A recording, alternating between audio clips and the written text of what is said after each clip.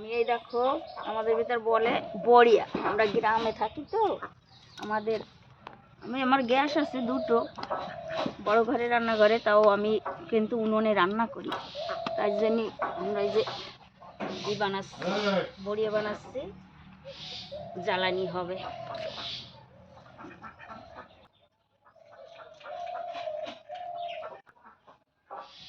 দেখো আমি এখন বড়ি সব তুলে দিচ্ছি, এতগুলি বানাইছি আমি।